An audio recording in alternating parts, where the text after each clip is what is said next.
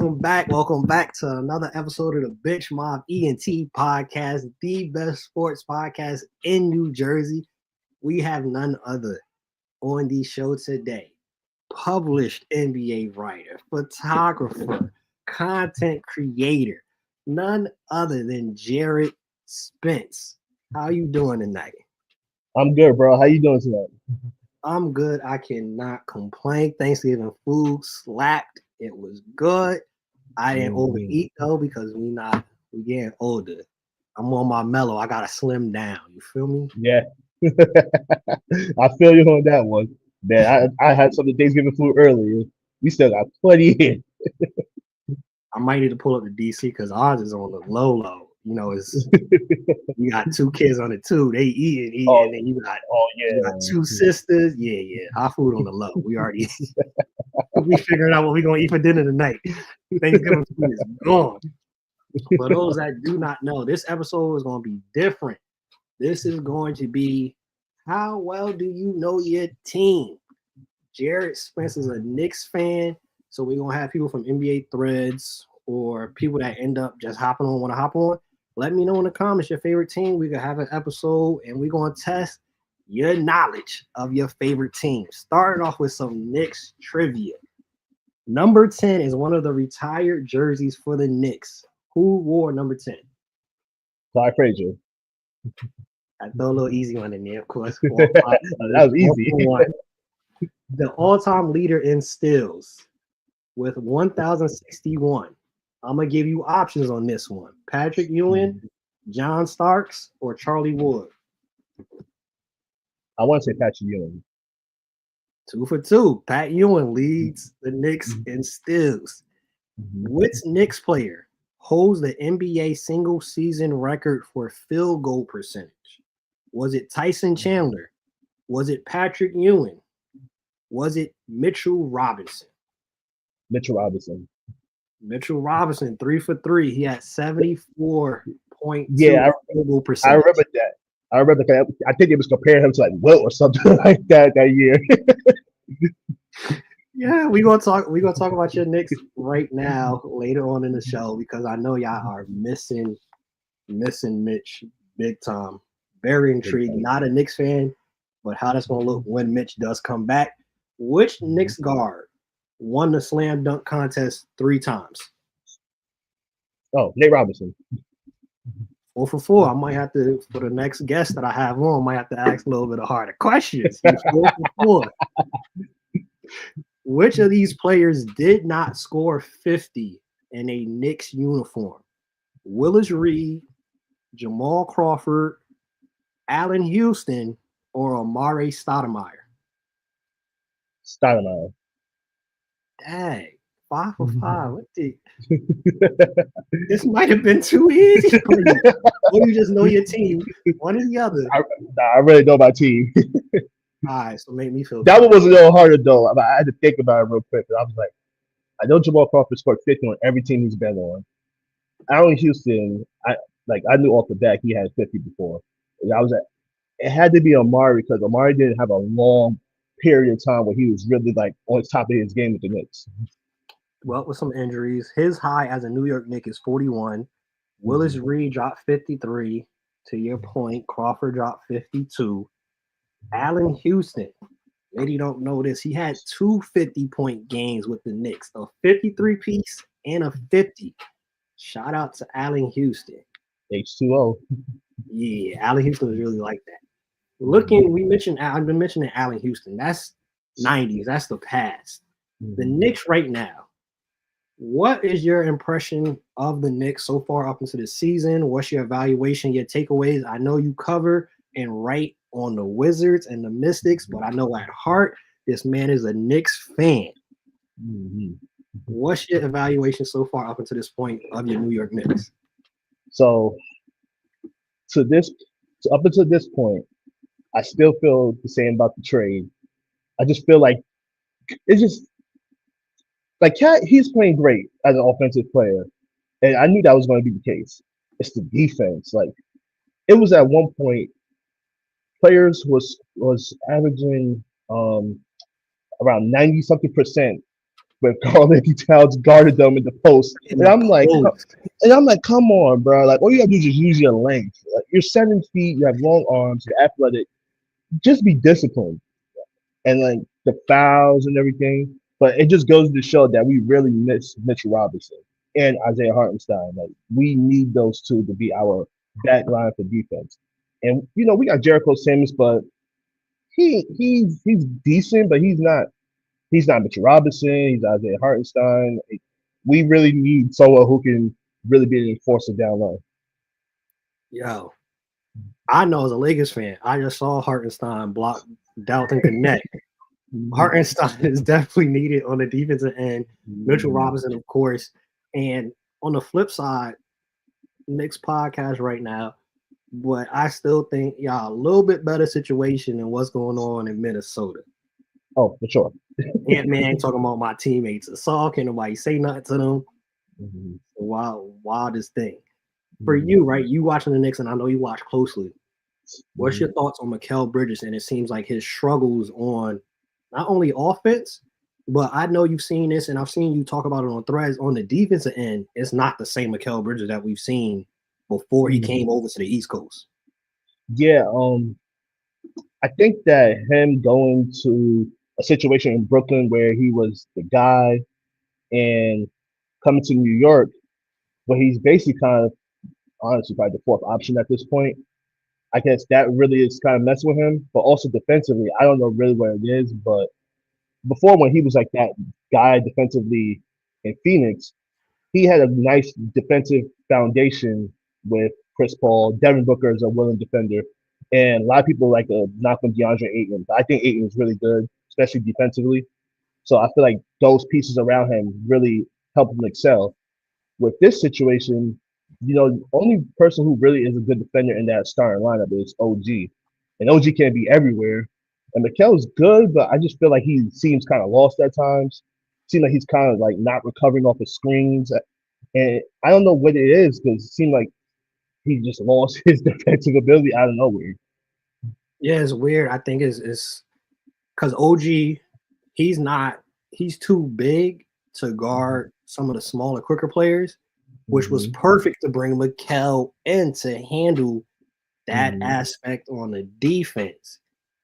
We haven't seen it yet, and I'm trying to chalk it up to, and you tell me if you view it the same way, that he's still trying to figure out his place on this team specifically. Yes, we need to probably call Lethal Shooter and help him out with the jump shot, because I don't know what happened with that. But on the defensive side, I think it's just like he's trying to figure out how he fits into this Tibbs system on both sides of the court. That's how I view it. I think at some point it's not like he forgot how to play basketball. Yeah, I agree with that. I feel like he is still trying to figure it out. I was actually reading an article from a writer at The Athletic, and they were talking about Josh Hart's situation before the season started, where Josh Hart didn't really know where he fit in as well. And Josh Hart's kind of like that guy where he kind of just figures it out on the fly, what's best for him. And I feel like Mikal Bridges needs to be in that type of situation as well. Like, find spots where you can make an impact on the game. But I think the uncertainty of who's in the lineup, the uncertainty of the defensive schemes right now with the team, I feel like that's really what's messing with him. Most definitely intrigued to see what comes of that season so far. For you, what do you think is the ceiling for this Knicks squad? Like you mentioned, offensively, hitting on all cylinders. The only thing with them, and I'm sure you see it, they don't make enough threes. So those games where they shooting the lights out, but it's mainly twos. And the games that they lose, typically it's a team that made more threes than them. What's the ceiling you think for this Knicks squad? Well, we know they're gonna make the playoffs. I know before when we talked, I was talking about they can possibly go to the Eastern Conference Finals. I'm not particularly too sure right now. I would say second round, the furthest. But we gotta see how it looks with everybody fully healthy. But the only thing with Mitchell Robinson, he always gets hurt. So my thing is, why not try to get another big in free agency or trade? Bring another big in that will have that that safety net for a defensive stopper. You got anybody in mind? Because I know you locked in. You got anybody in mind that It's the Knicks should hard. be calling? It's hard because it's like I don't even know who they even go get because like the same situation I feel with the Knicks is the same with the Lakers. Like they both need that big, and it's like I don't know who's even really out there that can like provide that. For me, I think for the, like y'all Lakers, I feel like y'all can use like a Jonathan Isaac or something like that. But for us, we need an actual like solidified center. You guys just need like a versatile big who can like do multiple things. Us, we need someone who's gonna be down there on the block, really looking to bang and rebound and just be doing the dirty work.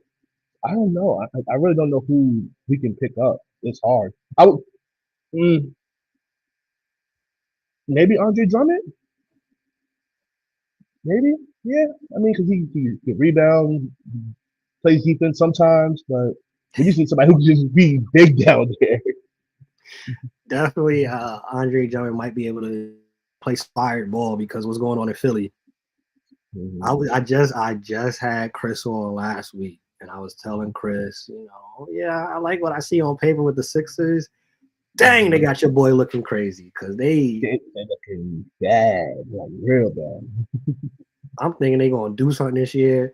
They're gonna do something. They're gonna be getting ready for Coop. They're gonna be getting ready for Cooper Flag for sure. And all those mock drafts, I don't understand why they would draft Dylan Harper when they have a Tyrese Maxey and Jarrett McCain. But who am I? I don't get paid millions of dollars to tell people who's gonna get drafted. Yeah. So maybe I'm wrong, but don't make sense. I don't know what they do. Maxey and McCain. Don't make sense. Yeah, I don't know what they would do either. Honestly, I don't even know what Philly actually needs. They just need to be healthy. Like they have like a great team on paper, like you said, but they just need to be healthy, and that's the only problem with them. And that's the thing where I know it was me, you, and Rush on, and you like, nah, I don't know about Philly health, and I'm like, nah, this year they gonna figure it out. Health is and will continue to be the problem. It's 3 or 4 straight games now where Embiid has, my knee hurt, my pinky toe hurt, my earlobe is bleeding. He been out, so Feeling they're busy pushing reporters and stuff like that. Yeah, I'm not, and the mentality is off, bro. When this man said, "I need to find out who leaked it," all right, your focus is all off. How about y'all get from being 2-13, bro? Like, I'm changing. I already told Chris my pick has changed. I ain't picking Philly for nothing this year. I gotta figure out who I'm gonna pick because in the East, like you said, obviously the Celtics, but in the East, outside of that, it's kind of been wide the heck open for you, Knicks fan. Take me back. What my man J. Cole said, take me back, man, to the beginning of you being a Knicks fan. And why did you become a Knicks fan? Was it your proximity? What caused you to be a Knicks fan and for how long? So I want to say like mid to early 90s, growing up in my household, there's always a Knicks game on. My parents, well, mostly my father, watching the Knicks, my brothers, all of them are Knicks fans. Like we always talking about the Knicks. Even to this day, we were texting each other like, "Oh, did you see what happened? Did you see that trade?" So it's been ingrained in me from a young age and all the way up until now. It's been a lot of heartbreak. It's been a lot of joy, but it's been a lot of heartbreak. Yeah, and I was just saying somebody I had on the show, man. When the Knicks is good though, that's great for the NBA. And I know you in DC now, and I know you've been able to visit, but when last couple years, the Knicks being good, it's something different, bro. I can feel it in the air. Like New York is a different place when the Knicks are good. You saw the video, bing bong, and the Knicks is different. The Liberty, man. Listen, I went to game 1 of the finals. Man, Barkhead was rocking that night. It was crazy. Oh, yeah, they do better than the Nets, so you might as well. Listen. That's their arena. You might as well put the home locker room, say the Liberty on top of it. But no disrespect, the Nets are playing better this year, way better than people have thought. Shout out to the coaching staff. Jordy Fernandez is out there coaching his behind off. But before he came, laughing stock of the league, the Brooklyn Nets. Before he came, but shout out to them. They gonna have to trade somebody. Maybe I'll make a call to get some pieces from them because if the plan was to tank this year, they not tanking. Dennis Schroeder looked like he playing in a German uniform. Cam Thomas, but he injured, so that might help with some of the losses. But yeah, the Nets previous years have been a joke. This year, they no disrespect, y'all are playing very inspired basketball. Give me your favorite Knicks players of all time. Okay, I can only go off what the people I grew up watching. So, Marbury, Jamal Crawford, Melo was my favorite player at that point. Brunson, and I got a little sneaky one, Wilson Chandler. Ooh, Wilson Chandler. That guy. Ooh, man, bro. When I tell you, I love Melo. Don't get me wrong, I love Melo. But I was heated when they traded all the players for Melo. I was heated because Melo already said he was coming. Like, you just wait till the offseason, sign him. You're good. So I guess Denver wanted to get something back for him, but the Knicks should have never pulled that trigger. They was too trigger happy. They would have kept that team together with Melo, championship. I was about to say, Melo comes in the off season. I think we see something different. Yeah, they had Wilson. They had Melo playing with Jarrett Jeffries, bro. Come on, like he can't do nothing with that. I remember it was a specific game against the Celtics, and I think in the clutch in the playoffs, he got doubled and everything, and Melo had to give it up to somebody. He gave it to Jarrett Jeffries. He missed a wide open layup, and I'm like, come on. I remember watching that game at home. I remember that game vividly. Gotta ask, you a Knicks fan? Been a Knicks fan for a minute. Where do you have JB amongst like the all-time Knicks? Because I've heard some people view JB's time better than Melo's time in New York. No, I wouldn't go that far. I would not go that far, but I think he's right behind him. Like I think he's definitely up there. As far as like the greatest, I would have to put like, I'm gonna give a list. So I would say like Patrick Ewing, Clyde Frazier, Willis Reed, got to Bernard King in there, Melo, JB. Yeah, I think JB's right there. Man, the thing is what I don't like. People try to erase Melo's legacy in New York. A few years ago, they were trying to say Randall was having a better season than Melo in New York, and I'm like, come on, man, come on. I like Randall, but like, come on, like, let's not do this to Melo. Like, this is crazy.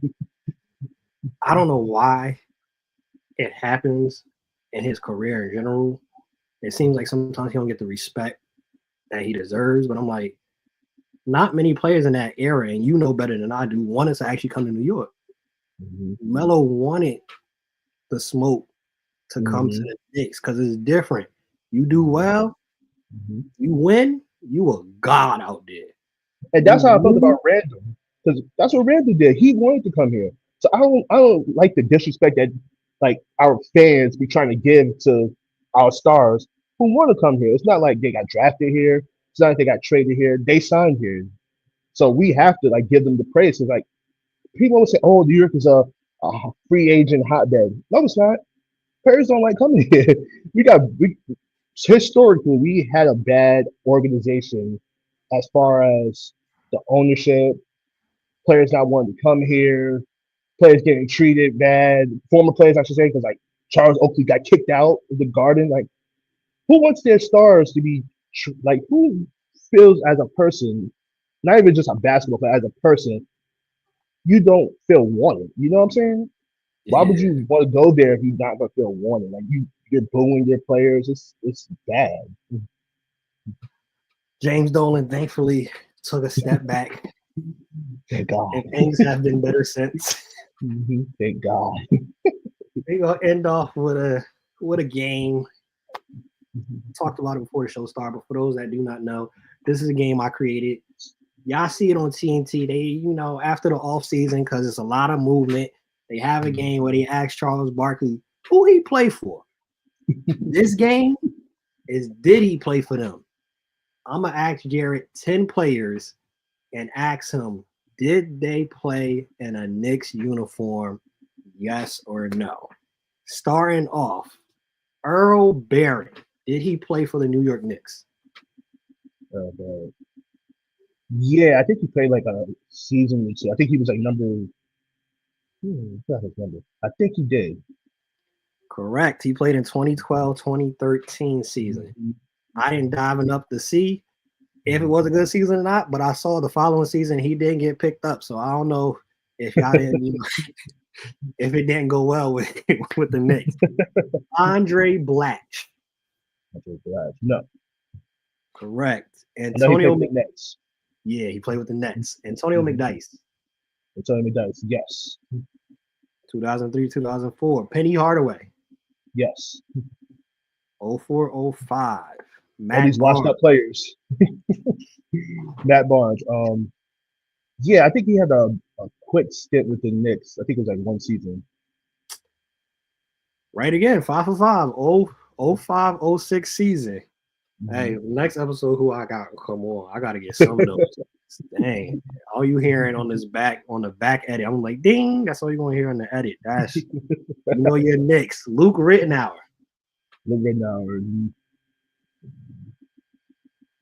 I don't think so. Yeah, I don't think he did. Correct again. No Luke Rittenauer.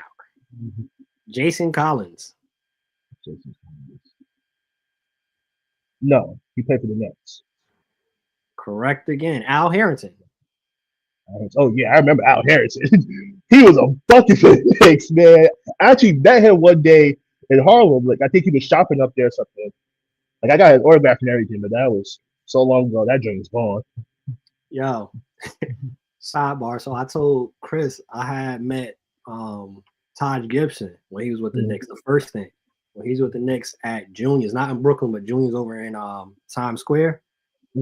I had to get rid of that photo because I was younger, and when I looked at it, growing older, looked like a groupie. The man 6'9", 6'10", and he wrapped his arm around my shoulder, and I'm just like this, smiling. I had to get rid of that picture. I couldn't keep it. Oh my God, that's hilarious. I couldn't keep it. Over there looking like a groupie. I'm like, nah, I gotta take this on my Instagram. I can't have it up there. I met him, but cool. The only one I got still up there, I think I met Evan Turner, and I knew that time I was older. That time I was like, yeah, gotta hit the right pose. Exactly. Can't seem thirsty and whatnot. Mike Bibby. Mike Bibby, yes. All right, maybe I get one wrong with you. Greg Monroe. No. 10 for 10. 5 for 5 on the trivia. Jarrett knows his New York Knicks, man. Again, in the comments, if you like this, you interested in this, comment below your team. Like this, share with your uncle, your cousin, your baby moms. If you and your baby mom's not talking, this Knicks content might have y'all have a conversation. Some good content. Jarrett knows his Knicks, so it might spark up a conversation. You never know. Send it to her. Send it to your friend that's in jail that got a cell phone that he's not supposed to have. Send it to him. Let him get in trouble watching the bench mob. I love it. Let it happen. But here on the bench mob, y'all know the vibes. If you stay ready, you don't got to get ready. Bench mob, we out. Peace. For you, man. How you